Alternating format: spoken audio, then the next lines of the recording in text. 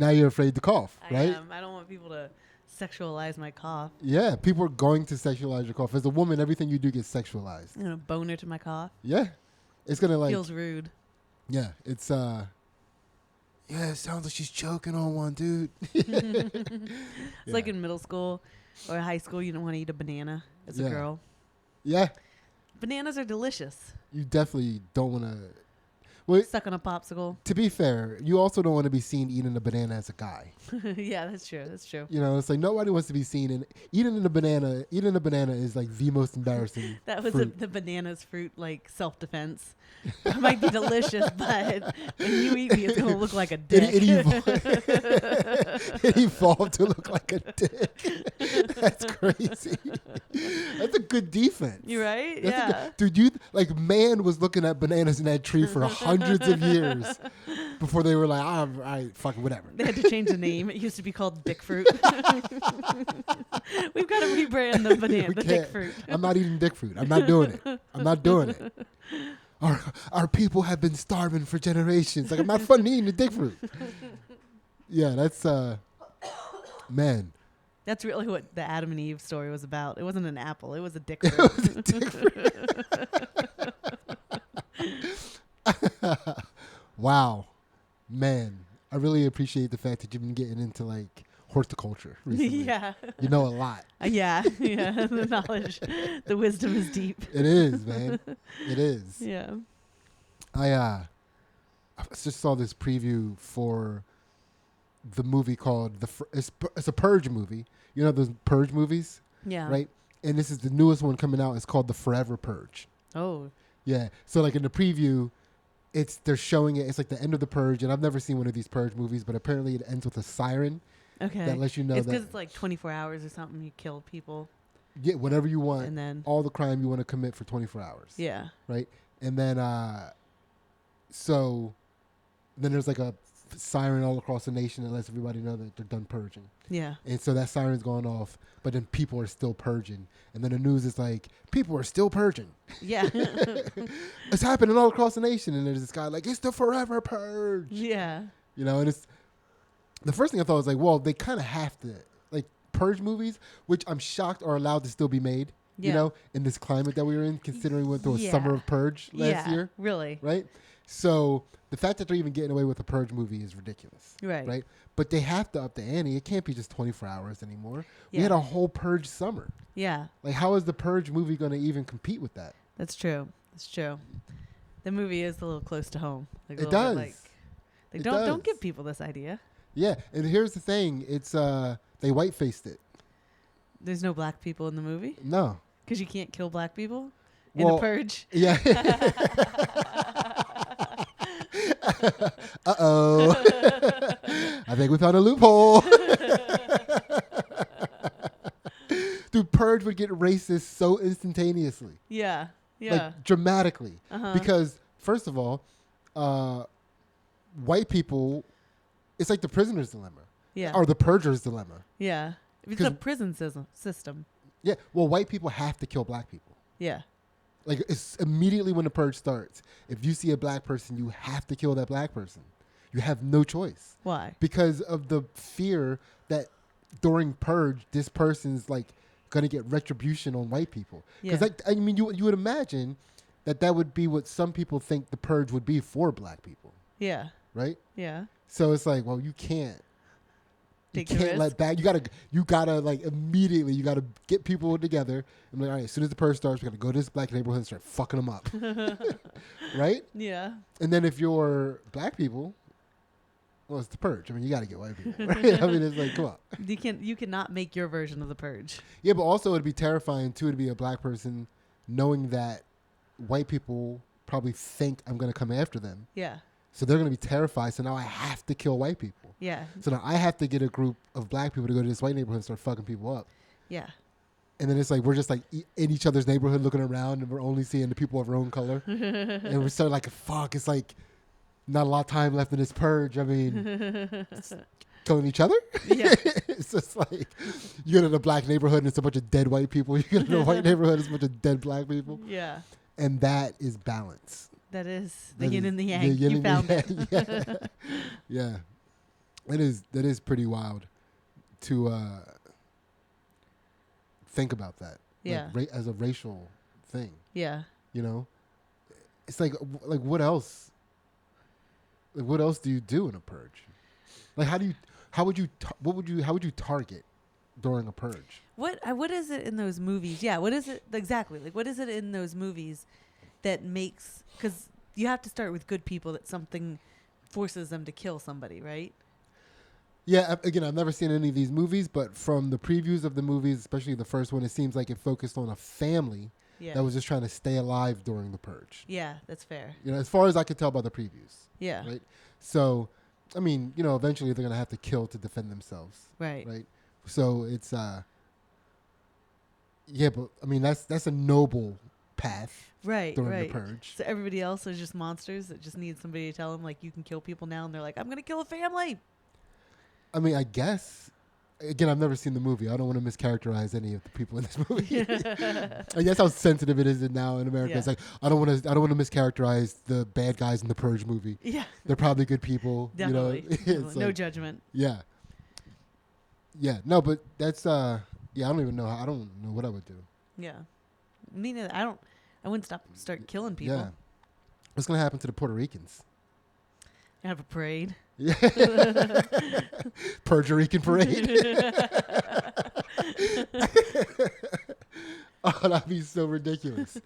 They're just so festive. They just can't be. They're just like a border of festivity around the Purge Rican parade. Yeah. Man, that'd be pretty sick. Yeah. Yeah, man. So what's up? How you been? I've been working, Sidney. Yeah. I had a week of hard work. Yeah, put them fingers to the bone. Yeah. I was in charge this week. Yeah. It's a lot to be in charge. You're a boss ass bitch. I was. Yeah, how'd you feel about that? It's a lot of work. Yeah. Yeah. Well, I mean, it's a lot of work if you want to be a good boss. Yeah. Right?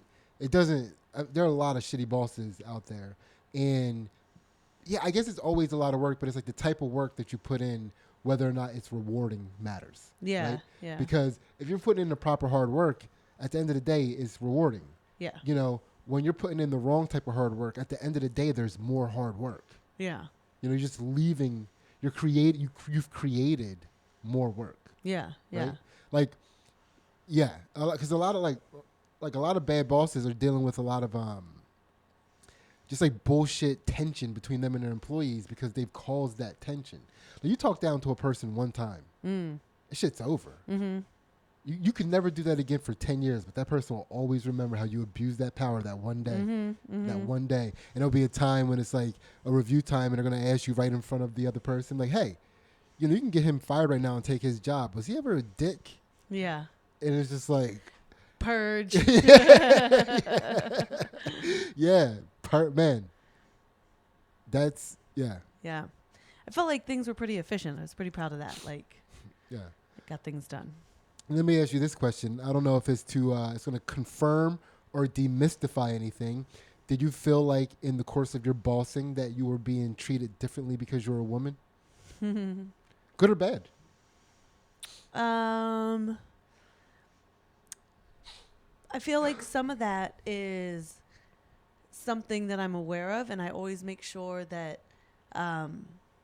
because part of my job requires manual labor, right? Yeah. And that is something that I could definitely get away from doing if I wanted to get out of it, you know. But I don't want to get out of it. I enjoy doing it, and and I'm pretty good. I'm a good farm hand, you know. Like I can move some hay bales and stuff. Yeah, hay bales. You said it right this time. I know. I was nervous. Wow, that was pretty cool. Yeah. Yeah, I'm so proud of you. So I get out there and I do it. So that's something that. So, but there's comments about it. Like that's always something that like. Yeah, it's well, I will say this. It's really funny to me that a lot of females with like farmhand body are ashamed of it. Yeah. You know. Yeah. You're out there like, nah, give me something to fucking move. Put it on my shoulders. Let's go. Yeah. I got this tent. I got this 10 by 15 tent. I'll carry it to the golf cart. Yeah. So what kind of comments do you get? I get a lot of comments like, hey, she's got a black husband. Somebody's down with the swirl.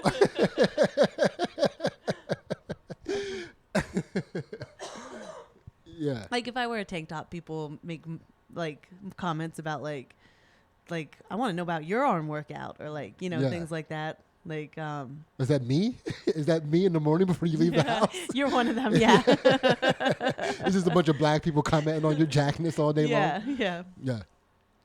It's you know, and people will be like, "Oh, I can get that," and I have to be like, "No, I can do it." You know, it's cool. They were like, "Thank you, God." Like I was gonna ask you to help me, but I figured if I do it the reverse psychology way, I kind of save face this way. Yeah. It's like, oh man, yeah, that's what's up, man. That's what's up. Yeah. You ready to get into this show? Mm-hmm.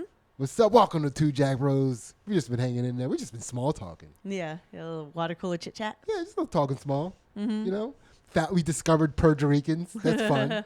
The Purge Rican parade. Yeah.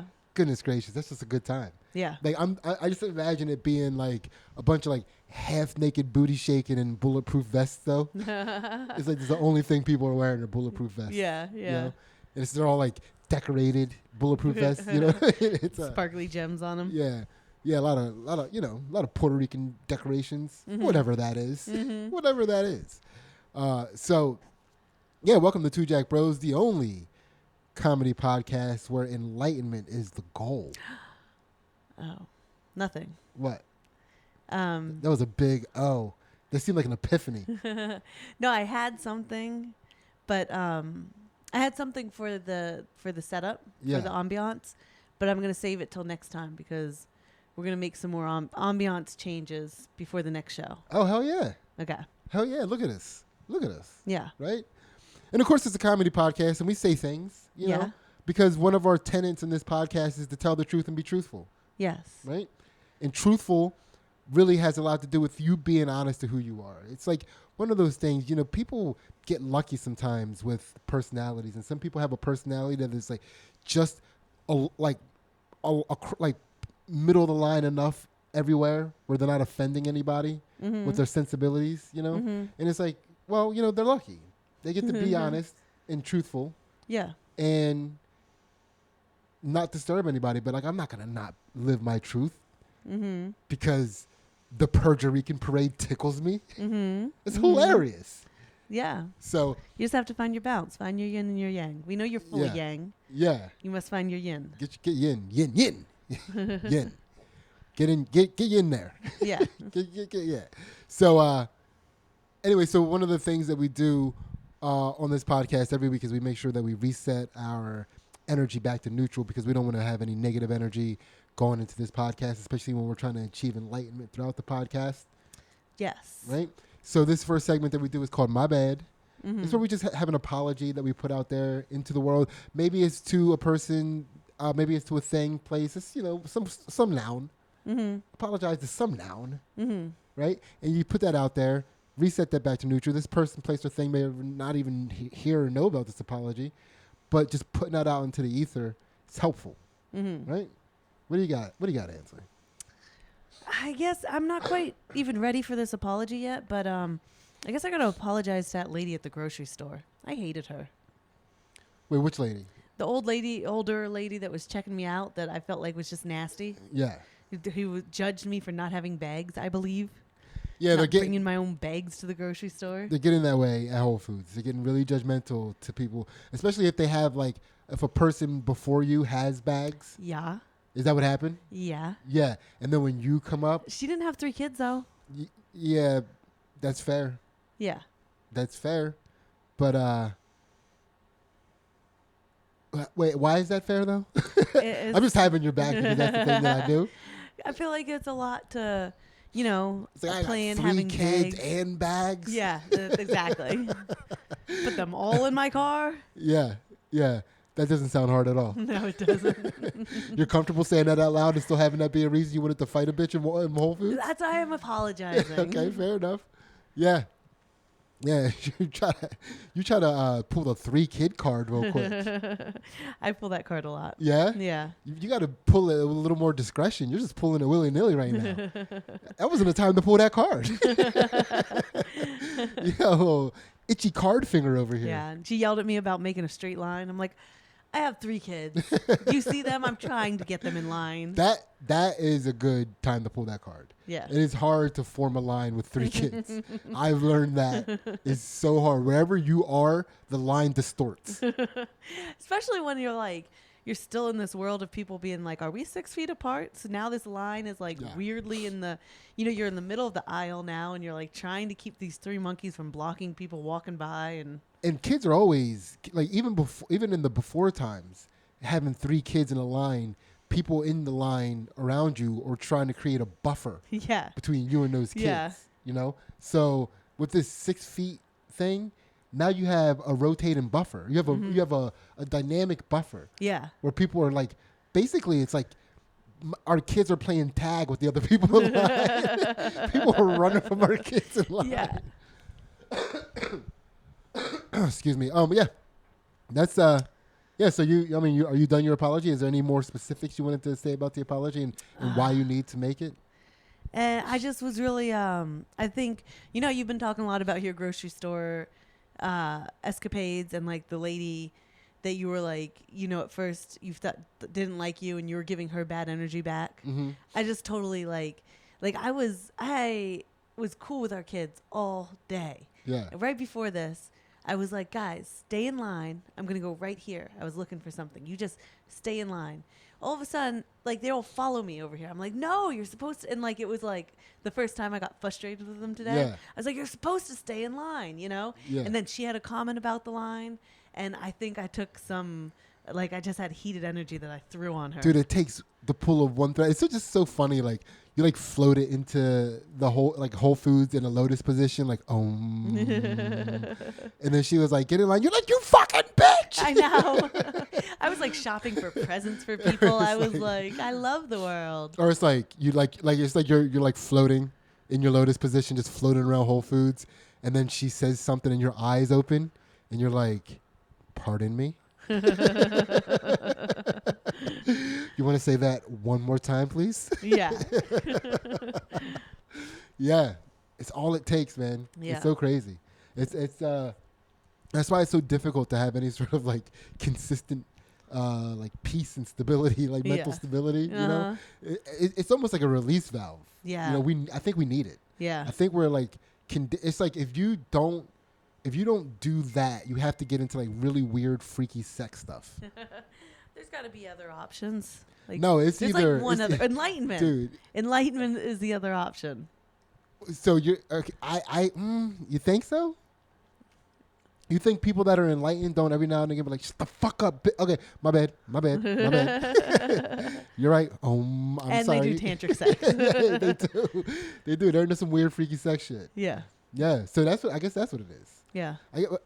Man, I don't want to get into freaky sex stuff, man. This is like a big concern in your life. It is. Like, I just don't want. It just seems like a lot of extra work and like cleaning apparatuses and shit. I don't want to be in charge. Like, we have like, like, we're not good at that stuff. We'll have crusty apparatuses around our house. I think you're crusty apparatuses. No, we won't. Oh, that's gross. Yes. That is a gross thing to think about us. Yeah. In a parallel universe. They're sitting around the house with crusty dildos and crusty ball gags and crusty anal beads. That wouldn't be us, Sidney. If we were those people, we wouldn't. Yeah. Let me ask you this question: if we were those people, who would clean the apparatuses? You would. No. You like gadgets. Nah, not those kinds of nah. I don't like cleaning fluids off of gadgets. Not my thing. Hmm. Yeah, you never take the protective wrap off gadgets. Yeah, that's you. Yeah, or it's not the protective wrap. Like like when a phone has that screen, that little peel screen. The protective wrap. Yeah, it's not a wrap. It's like a layer. Yeah, the protective layer. Yeah. I mean, do dildos have plastic like that? Maybe that's our $1 million idea. Dildo condoms. Yeah. Are you tired of cleaning your crusty apparatuses? Dude, I mean that's yeah. Mm. Yeah. I guess that's like the more disposable you can make freaky sex, the more I guess I can like squint my eyes at it. Like yeah. Call it too jacked. Yeah. Too jacked wrap. Too jacked wrap. Like a too jacked wrap, like a wrap for your. Yeah. Dildo. Yeah. So I'm gonna say like unjack rap. Unjack rap. You know what I mean? Like the no jack rap. The no jack. Yeah. No jacking for this rapping. Yeah. Yeah. All right. We got our business. Yeah. We got a little business. Now, just having that business, now we're freaky sex people. We are. I mean, we don't have to get high on our own supply. That's how it goes bad. Yeah. Next thing you know, we're like in a room, like in a pile of dildos, like, just like snorting dildos. Yeah. That's good. That's a good apology. Yeah. So I apologize to her for my shitty energy that I brought into the equation. Yeah, my bad. Yeah, my bad. My bad. My bad for disturbing the balance of this Whole Foods. My bad. My bad. Yeah. So my apology is basically to like my judgment, not even just to comedians, but to just anybody that does anything that I have a judgment towards, where in my mind in that moment I think that my judgment determines the value of that thing. Mm-hmm. Right? So what I mean by that is, like, I was hanging out with some comedians recently. You're talking about different comedians' antics and different things like that. And of course it comes up, you know, based off of the explosiveness of the antic, you at some point start to, you know, just like, well, is this person funny? Mm-hmm. You know? And it's like, well, no, they're not funny. Yeah, but it's like, well, I mean, I don't get to determine whether or not this person is objectively funny just because I subjectively don't find them funny. Mm-hmm. You know? And it's like, right, that energy feels powerful when you're hanging out with people and you're like, nah, they're not funny. Mm-hmm. You know what I mean? Or like, nah, they're not. This person sucks. And the other people are like, you're right. Mm. And you're like, yes, let's do another one. Just start rattling them off, and I'll tell you that they suck, and you'll agree with me, and we'll keep going. Yeah. Yeah, that's a fun thing to do, and it's like, I just want to, I don't know, man. You can, I don't know, the speed at which you can feel it building in a way that makes you feel like you have some sort of power in the moment. Mm-hmm. It's like, this feels wrong. Mm-hmm. You know, it's like, again, I don't feel wrong that I don't find these people funny. Right. But I feel wrong feeling like a power behind not thinking they're funny, as if somehow me not thinking they're funny makes them not funny. Mm-hmm. You know, that goes for anything. Mm-hmm. You know, whether it's like them being funny or like a particular fighter in my mind not being a good fighter. Mm-hmm. You know, like, it's like I don't know. I'm trying to be mindful of that right now. Yeah. Yeah, because it's I feel like if you're not, if you allow yourself to think that your interpretation of somebody's lack of ability or lack of talent determines that person actually lacks talent, what are you going to think of you in a moment when you think you lack talent? Mm-hmm. Right? And so you can't have it both. That shit creeps in, mm-hmm. whether you like it or not. It's going to creep in, mm-hmm. right? And which is, because you notice, like, at the end of a fight, when we're talking, like, you see UFC fighters, MMA, boxing even, not so much in boxing, but definitely more in MMA, where they're like so many, they're trying to murder each other in every way possible. After the fight, these people respect each other. They're hugging each other. They're loving each other. And it's like, yeah, because they, like, even though they were like, you fucking suck, like, they don't really think that. Mm-hmm. They're just saying that shit. You know, I don't know. It's, anyway, just my apology is a little bit of, I guess, existential. It was a little existential. Yeah. I feel like it made me think about maybe, and I don't know if this is ancient wisdom, but you know how we say treat others like you want to be treated? Yeah. I feel like that could have been misinterpreted from something that really means, you know, how you treat others is how you treat yourself. Man, you're on fire today. Thank you. Thank you for being here. You're Goodness welcome. gracious, man. And also, thank you for being here, listeners. Yes. You like that little, yeah. like that little, yeah. So, so those are my bad universe for being a dick a little bit, kind of, but then also not. So also being a bigger man at the same time. My bad universe. My bad. Yeah. It's that needs to be a segment, being the bigger man. That's a common theme for us. You know, we seem to find that really funny, the idea of being a bigger man, which is so immature. But at least we're being truthful about it. I feel like everybody has that kind of like ill intent with being the bigger man. Yeah, because you're never, if you're aware of you doing it, you're not really being the bigger man. Oh, it's for sure a weapon. Yeah. That is one of the most weaponized concepts in human interaction. Yeah. Being the bigger man. Because it's like, it's you pull it when you don't have the power. Yeah. You know? I have only ever been the bigger man at people. Yeah. That's all. That's the only. It's only been a targeted weapon for me, anytime ever. Yeah. You know, I've had like there are organizations to this day that think that I am some magnanimous, like floating lotus human because of my sticking it to somebody with my bigger manness. Yeah, get out there, and that'd be a funny way to make the world a better place. By being the better man. Yeah, but just like the bigger man, Ansley. No, the better man is what the not bigger man is trying to be. True. Right. Right. But if we can encourage people to be kind to one another, to stick it to one another. You think that's the solution? It has to be. Dude, we are so, as humans, biologically predisposed to purging. Uh-huh. It'd be like the kindness purge. Yeah. That'd be that we're doing it. I'm gonna just start being a bigger man at people. I feel like it could backfire really quick though, because it's like, so you won't watch the Black Mirror, so it's like it makes me think of that Social Network episode where you got judged on like not being the bigger man, but your politeness and like your charmingness and like how well you did in society. Yeah. But then people had the power to be like, no, you fucking sucked, you know? So it's like, I feel like we'll just, I don't know, take each other down with it.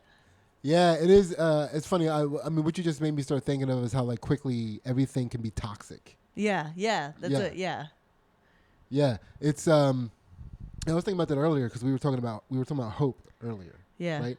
And, so to catch anybody listening up, you know, I was talking to my stepmom recently, and we were talking about like, you know, my stepmom's mom passed somewhat recently. 2 years ago, was that? It's maybe 3. I don't know. Yeah, it sounds right. could be 3 years ago. And were we living in the other house or this house? That's what I'm trying to remember. Oh. I feel like we were living in the other house. Maybe, yeah. So 3 years, yeah. Right? So we were talking about that, and we were talking about that in relation to Ansley's mom recently passing, and my stepmom was talking about, because my stepmom didn't have necessarily the best relationship with her mom. She was a little bit of self-centered, self-absorbed, I think would be the most polite way to say it, right? And you know, she'd say and do some very weird shit because of that. Yeah. I think it's the mother trope where the mother just says things that aren't very kind. Yeah. And you're not, you know, it's like where that come from. It's, I don't know. Yeah. And so, you know, we were talking about, you know, the idea of what's harder, you know, because, you know, if you haven't been listening to this podcast, you know, something, you know, Ansley's mom was a wonderful, very special, unique human being. And, you know, so my stepmom was, you know, wondering, we were talking and she was like, well, I wonder what's harder, you know, losing someone like that, someone who has such a positive impact on so many of the people that she comes across, or, you know, losing a mom that wasn't that, you know, was, you know, in fact, the direct opposite of that, you know, so it's harder. And, you know, for my 2 cents, I suggested that it would be harder to lose the parent that is, you know, kind of like I don't want to say a shitbag, but, you know, if it was a dad, we'd be comfortable saying that. Right. But like, I think it's harder losing that parent because all the while that person is alive, you have the hope that they can change. And then once they pass and they're gone, you no longer have that hope. You lose hope. Yeah. Right. And then you were saying how where it feels like it's the opposite, because like when you have because in your experience you feel like you now have gained hope, right? And we didn't really get into exactly what you meant by that in that moment, but I thought about it some more, what you possibly meant by that, which is in my mind, and again I don't mean to speak for you, but it seemed like again this, and it occurred to me afterwards because we went on a tangent, you know, but it occurs to me afterwards that hope that you're referring to is the hope of being reunited with this person. I mean, or is that the hope rather? Man, I was having a hard time going back to remember exactly like what I was thinking, but Yeah. So I think it's that. I think it's also, you know, I think when you think about death and what, you know, what's scary about it, or, you know, what comes next or whatever, you come back to being like, well, I hope I lived a life worth living. Yeah. You know? And so when you see somebody pass that lived a life worth living, you know, like they gave people kindness, they had the love of their family, you know, they took care of their kids, they saw their kids get raised and have families and love their kids. Like, you know, you like seeing the positive impact of your cycle on this earth, that you can be hopeful that you can continue that cycle. Okay. For you and for that person. Yeah. You know? And right. Well, so that's a good place to start with that, because so then I started thinking about how hope even is something that gets toxic, right? And I feel like a lot of these stories from ancient wisdom, which is like, we fuck with ancient wisdom so heavy.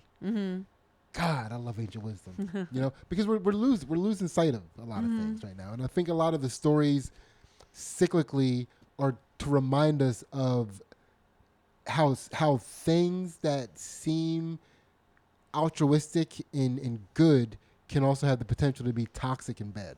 Sure. Right?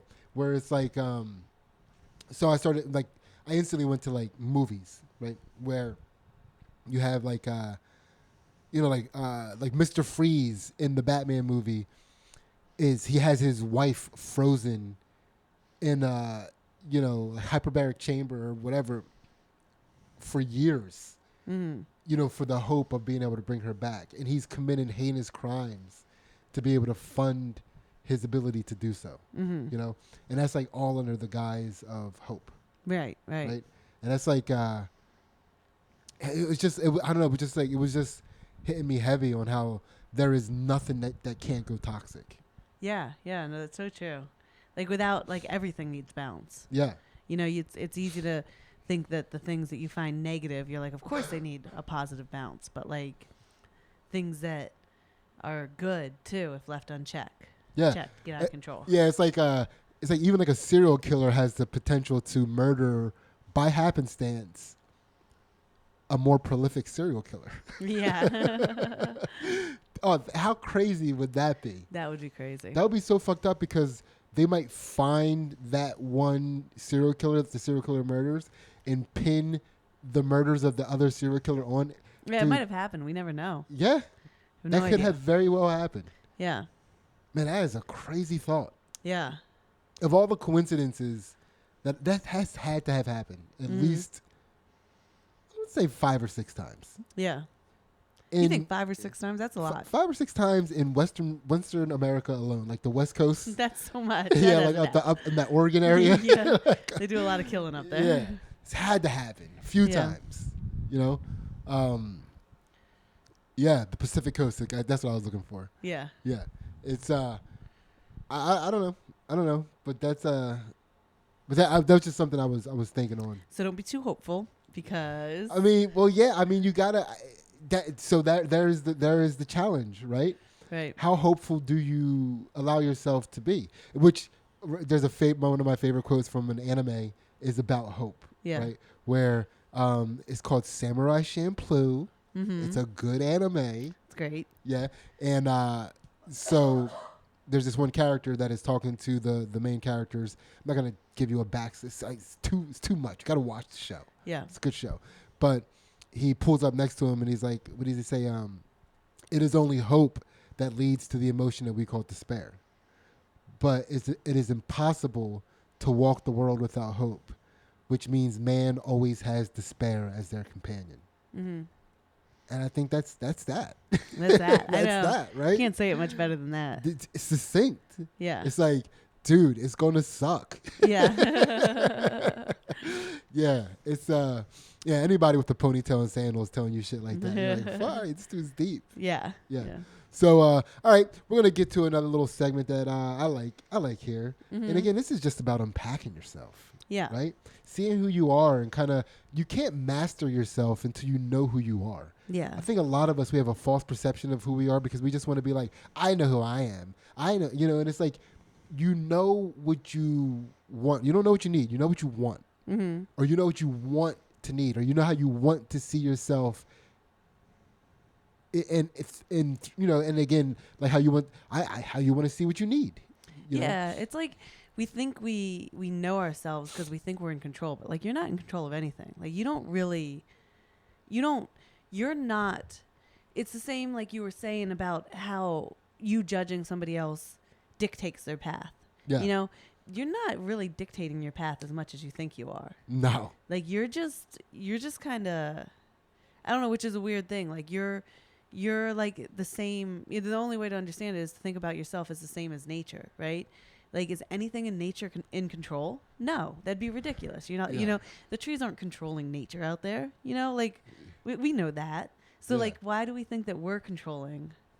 That sounded like something that the that firebender from the Avatar, the master, the firebender master. Yeah. It's like, look at nature. Do you think nature is in control? Do you think the stream determines where the stream flows? It's like, damn, Ansley's on it today. Yeah. She is on one. This chick is deep and hilarious today. Yeah. It's but again, you gotta be able to break down every little thing about yourself, and some things we don't even think about. Yeah. Like, so this is one of my favorite little segments that we do here. It's called "Why You Watching That?" Yeah. Yeah, Ansley, you've been watching the show Alone. Why are you watching that? First of all, what is Alone? Alone is, and the one I'm watching right now is 10 people go out into the wild. They can bring like 10 tools with them. And they're out in the outskirts. Yeah, up in Alaska. Yeah. And they go up there right before it becomes winter. So they have time. And these guys are up there for 100 days. 100 days, you win $1 million. Wow. So you're earning $10,000 a day that you're up there. Okay. Right? If you think about it that way. Yeah.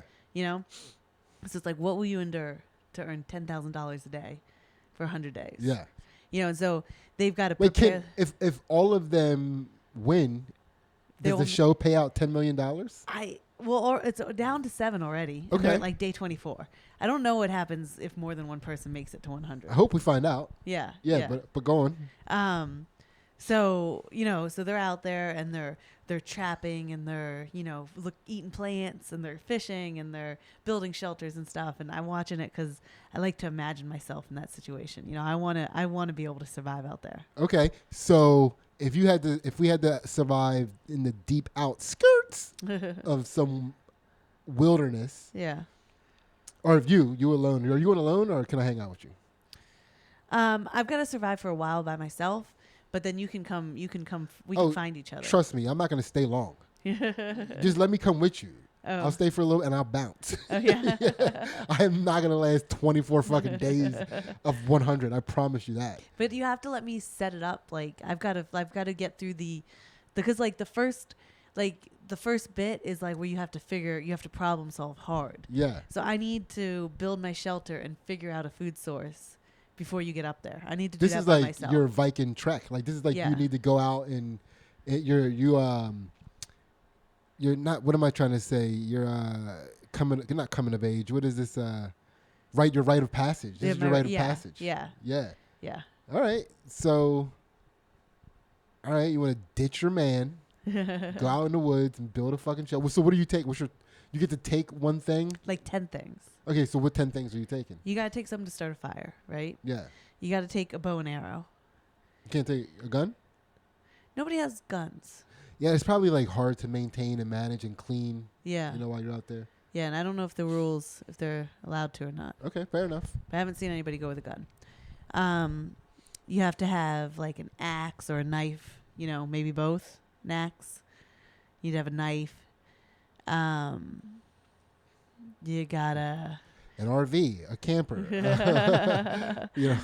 I've not seen anybody make their fishnets. I'm not sure if they showed up there with fishnets. Yeah.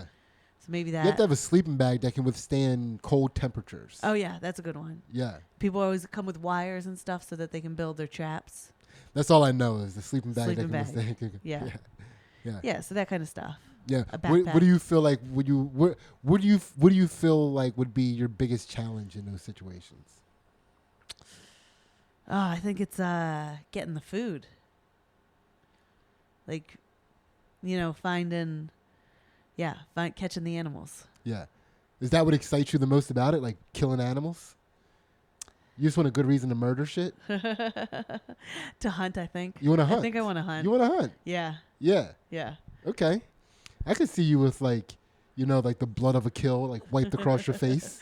Yeah. You got a farmhand body and a and a like a visceral scream after a kill body. Yeah.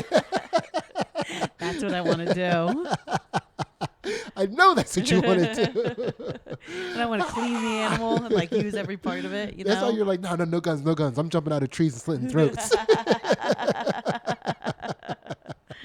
You're gonna jump on the back of a moose and like start stabbing it. You have to. It's for survival. I can see you doing that. Yeah. Man, that's pretty sick. All right. I mean, I hope. I would be so terrified if you were out there. Yeah. It's like, man, it's like she's gonna. Like anything could happen to you out there. I know. I keep wondering, like, what do they do if somebody dies on the show? Because they're like hunting bears and stuff, and somebody's camp gets surrounded by wolves. People like people could die. Dude, what if you're out there and you find out that you don't need no man?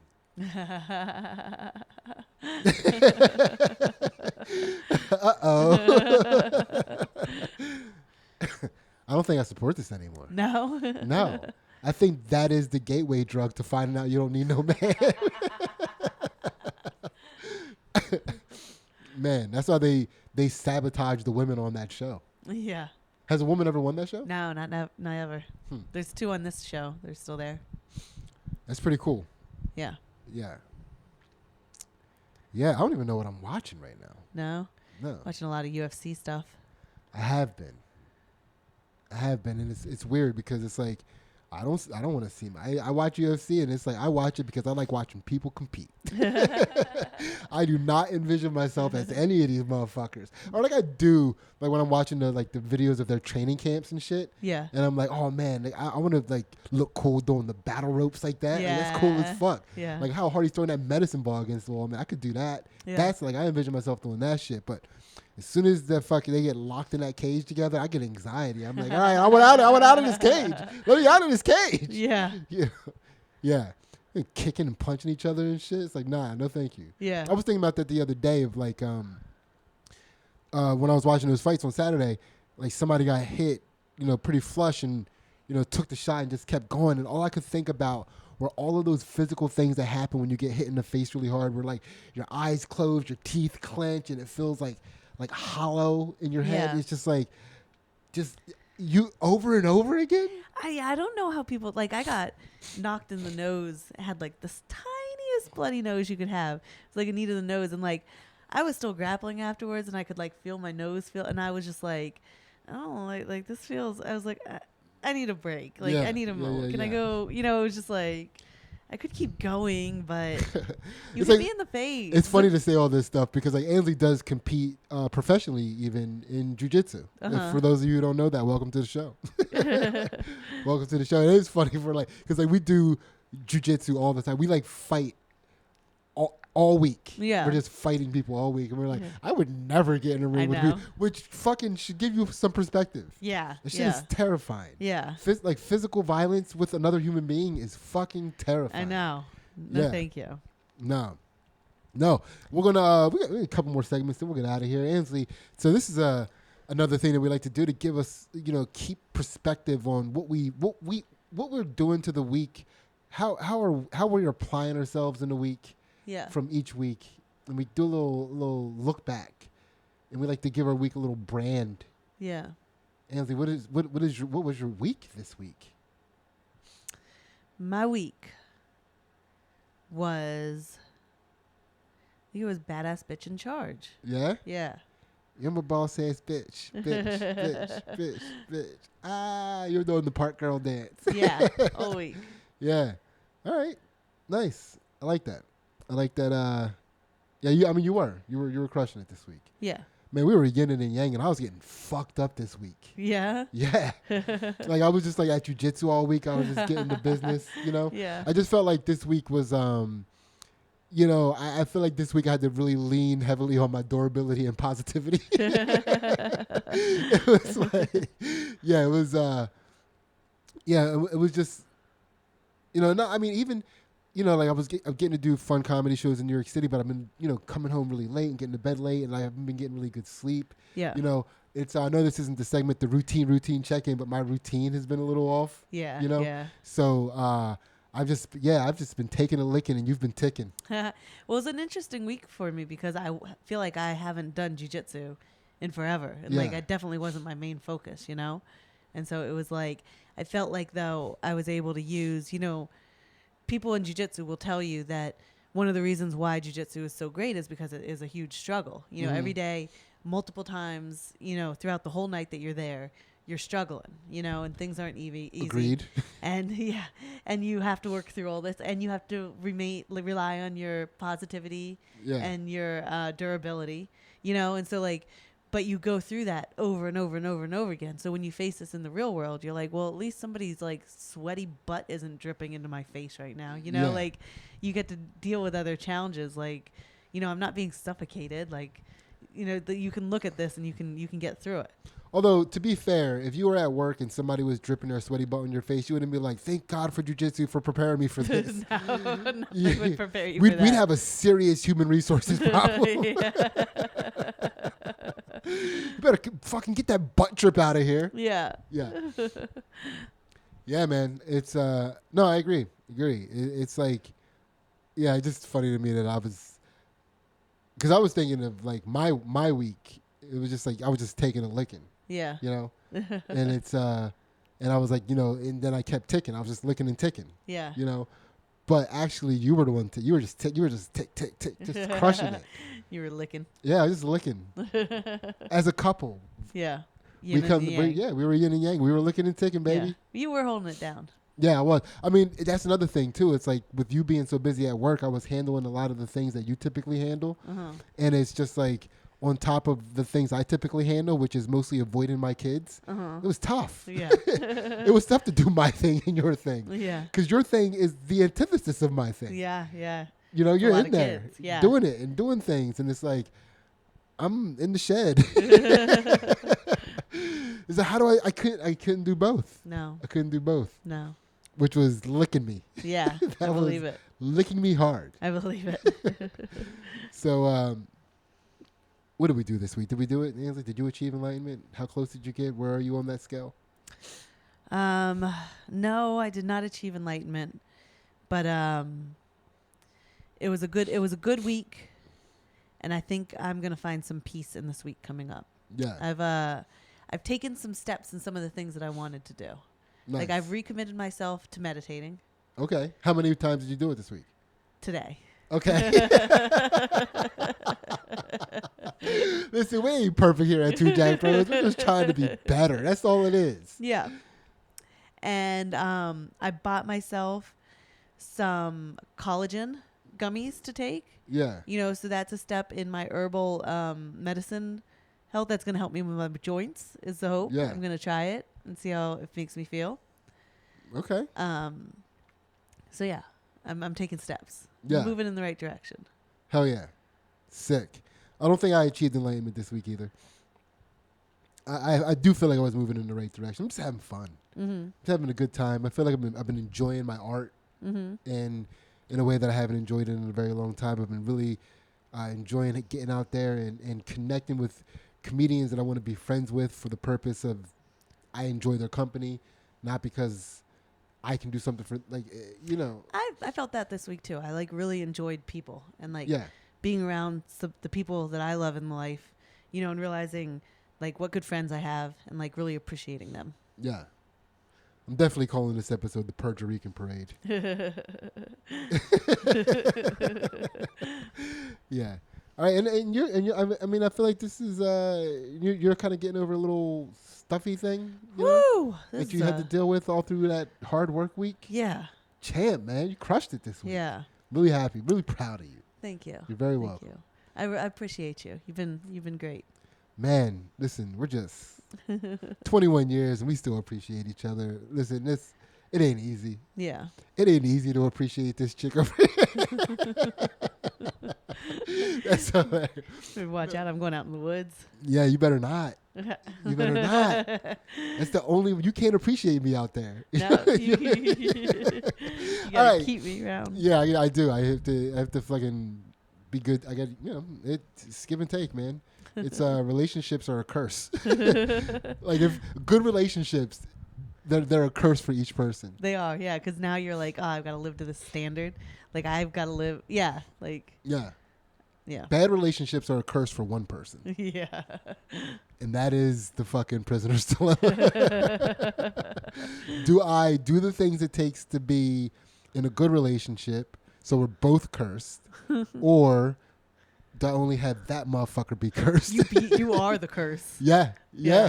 Or do I be the curse? Or am I cursed? A little bit of curse. It's some curse. It's not a lot of curse. You both share some curse. Yeah. Right? Yeah. Or you could be the curse. Yeah. That's Damn, right. that's a tough decision. Yeah. Wow. I see why, yeah. Yeah. I get it why some of y'all motherfuckers are single out there, man. Just out there cursing it up. Yeah. Man. All right. Thank you so much for listening.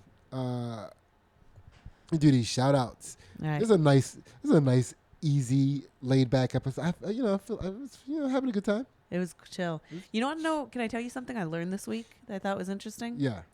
Did you know in World War II, in Germany, and I believe also in Japan, if you were, like, even at the end of the war, when things were going bad for those two countries and they were clearly losing the war, if you were a civilian in Germany and you were like, well, things aren't going good, we're going to lose the war, you could be charged with defeatism. Yeah. Defeatism. And be thrown in jail. Dude, I'm such a fucking German. Yeah. I'm so German. Yeah. I'm constantly charging everyone in this house with defeatism. Yeah, you are. I'm going to feed you. Calm down. It's like, stop saying I'm hungry all the time. You're acting defeatist right now. Yeah. Yeah. That's wild. Yeah. Yeah. Man, you think that's why like Germans have like nowadays they seem to be like pretty chipper? They are very positive people. Pretty positive people. Yeah, yeah. It's like, shh, you don't want to see what happens when we, Yeah, yeah. That's beat out of them. That's like, crazy. Yeah, kind of blew my mind. We need that. Yeah. We need to stop. We need to be like, stop using the word triggered for a year. Yeah. We'll fucking purge you. We need a threat of a purge. We can give people a year to get their shit together. Yeah. Like one purge. That's how it starts, Sidney. I think that's the point of these movies. Yeah, I think it is. I was about to say one purge for like 10 minutes. Yeah, no, that's where it starts. Yeah. Because they're like, 10 minutes was kind of a weird amount of time. How about the next one be like an hour? I was caught in the middle of it, like when 10 minutes ended. The person wasn't dead yet, but I definitely stabbed him. Yeah, it was uncomfortable. Dude, it's just a lot of people like living with fucked up injuries. We're not good at killing other people yet. We've never done it before. Like, yeah, we needed a learning curve for this purge. So we'll do the next one will be an hour. I feel like I could have killed him. If I had an hour, I could have killed him. Yeah. And then like that isn't enough time. Yeah. Yeah. Yeah. I get it. I get why the forever purge now. Yeah. I get it. Yeah. It's all right, we're gonna get out of here. Yeah. On that. It's do some shout outs. Shout out to Mike Butler, Mike Levy, Lizbot, Doc, Kevin Stevens, Julian from Canada, and his wife, Meg.says.so on Instagram, and her podcast, So and Tell. They saved us during the pandemic. Kevin Lau, what up? Mary Jo Butterly, what up? Nicole, Raj, Janelle, Courtney, Rick, Coach Rick, that is, Keith Butts, Andrew Pace, Kyle Hancock, Erica Daniels, Levi Mercer, Justin Masabi, Ezekiel Ellis, Logan Ryan, Roger Down, Joe Rob, Joe Francis, and his girlfriend's company, Saved by the Reef, TJ James, our man down under, holding us down, Nick Cupsey and his 2 books, Lost in the Mail, and the 5 people you meet in Wawa. This old guy, don't remember who you were, but I hope you're I hope you're just living it up and loving it. I hope you enjoyed the Purge Rican parade, dude. Chris Bruno, Kevin McGran, Graham Hoffman, Chris Tucker, Derek Towson, who is my brother. We have different last names. You get it. Sean Dowdy, Guy Patterson, Brian Bachner, Toscani Rodriguez, Sean the Boner King, king of all boners, and shout out to his little Prince Boner. That's his son, not his boner. John Montag, Or is it Montague? I forget. Sam Amon and our man Cam Snyder. Damn. You are currently listening to Melissa Vile Kingdom and her band Circadian Clock. I'm like tired at the end of this episode. Like from the episode. Yeah. Yeah, this is fun. You're currently listening to Melissa Vile Kingdom, her band Circadian Clock. Check out Melissa Vile Kingdom's YouTube page, Beethoven Violin. You know how to spell Bay. Stop acting like you don't understand slang. Beethoven Violin. And thank you so much. We love you guys. Love you. Night.